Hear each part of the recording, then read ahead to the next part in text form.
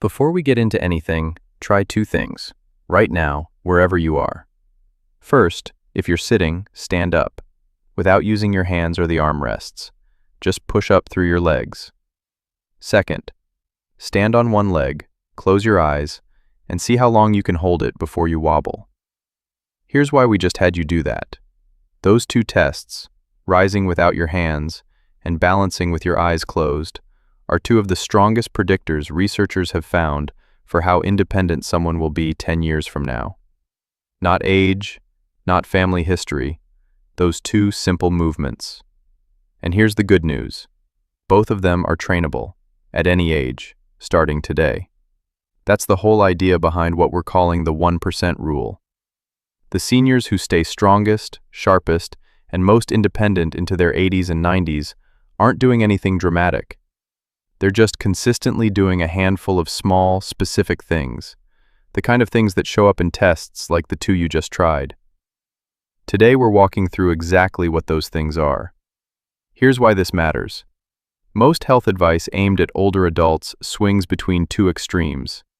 It's too late now, it's just genetics, or overhaul everything all at once. Both are wrong, and both are why people quietly give up. The truth sits in the middle. Strength, balance, and memory all keep responding to the right small inputs for as long as you're alive. They just respond to consistency, not intensity. That's actually freeing, because consistency doesn't require a gym membership or willpower of steel. It requires a few specific habits, repeated often enough that they become automatic.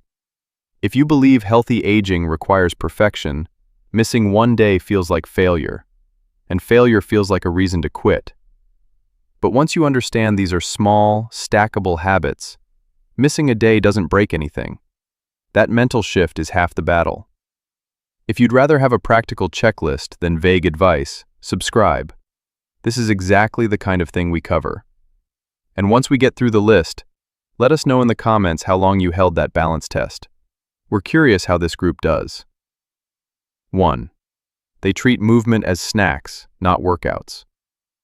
Most people think exercise has to mean a scheduled session, so on the days that doesn't happen, they barely move at all. The seniors who stay strongest tend to do the opposite. Up from the chair every 30 to 45 minutes, stairs when there's a choice. A short set of sit-to-stands while the kettle boils.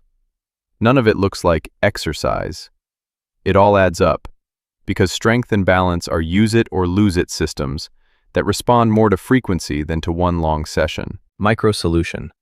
Pick a trigger you already do daily, making coffee, a commercial break, and use it as your cue to stand, walk to another room, or do 10 sit-to-stands. That sit-rise test from the start? This is exactly what trains it. That's the body in motion. The next one is about a strength marker most people never think to train at all. 2. They train grip strength without realizing it. Grip strength sounds oddly specific, but researchers keep coming back to it because it correlates strongly with overall health and longevity. Grip strength is often used by researchers as a convenient marker of overall physical function. A weak grip tends to track with broader declines in strength elsewhere. The good news: no gym required.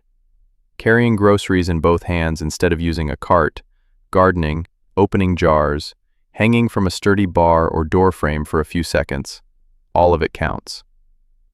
Micro-solution. Once or twice a week, carry something moderately heavy, a bag, a watering can, a laundry basket, for a sustained walk instead of making several short trips. That single habit trains grip, forearms, and posture together. Strength is one pillar. What you put in your body to support that strength matters just as much, and most people get the timing wrong. 3. They front-load protein instead of saving it for dinner. Most people eat carbs at breakfast and protein at dinner. Toast in the morning, chicken at night. It feels normal because that's how most of us grew up eating.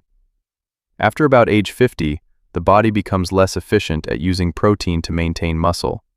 Researchers call this anabolic resistance.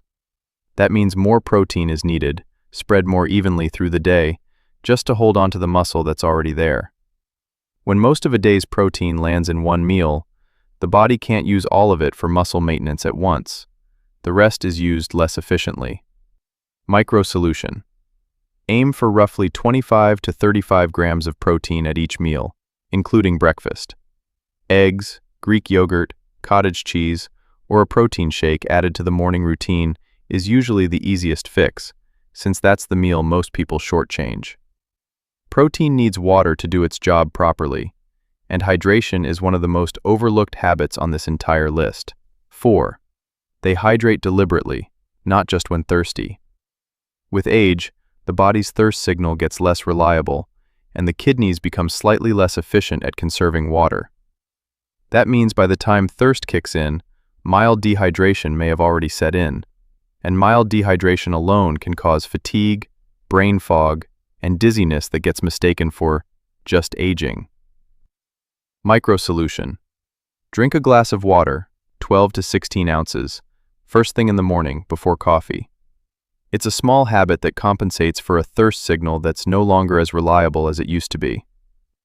Movement, strength, protein, hydration. That's the physical foundation. Now let's talk about what happens during the hours you're not moving at all. 5. They protect deep sleep like an appointment. Deep sleep is when the body does most of its repair work, muscle recovery, memory consolidation, and clearing out metabolic waste that builds up in the brain over the day.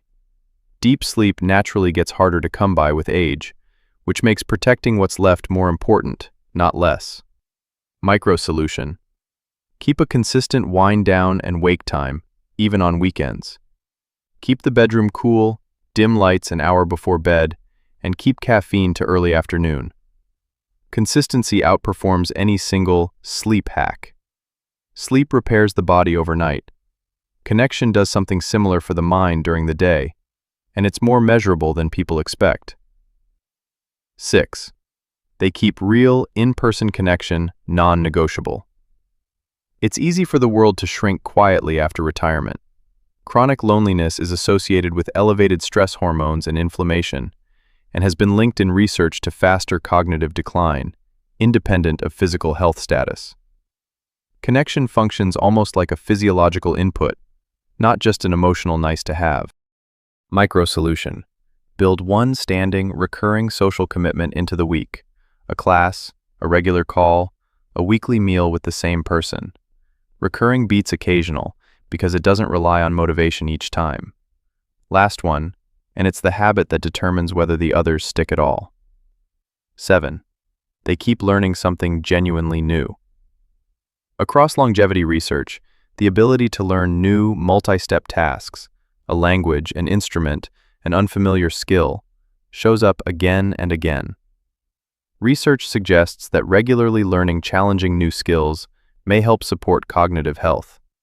It works through neuroplasticity. Genuinely new and moderately difficult tasks build new neural connections in a way that passive activities like watching TV simply don't. Micro solution. Pick one skill that's new, not something already familiar, and spend 20 minutes on it a few times a week. Difficulty is the point. If it feels easy, it's not challenging the brain enough to matter. Here's the takeaway. None of these 7 habits require a transformation. They require showing up for small, repeatable actions and trusting that small, repeated improvements compound the same way small, repeated neglect does. Go back to those 2 tests from the start, the sit-rise and the eyes-closed balance. They're not a verdict on where someone is, they're a baseline. Every habit on this list moves those numbers in the right direction, a little at a time. Pick one habit, just one, and build it into something already happening every day. The seniors thriving in their 80s and 90s didn't start there. They started with one small change, kept it, and let it compound. If this was useful, subscribe so the next one doesn't get missed. Drop the sit, rise, and balance test results in the comments. We read every one, and it tells us exactly what to cover next. Next time, we're going deeper into one habit from today's list, the grip strength one, since it's the marker that gets checked the least and predicts the most.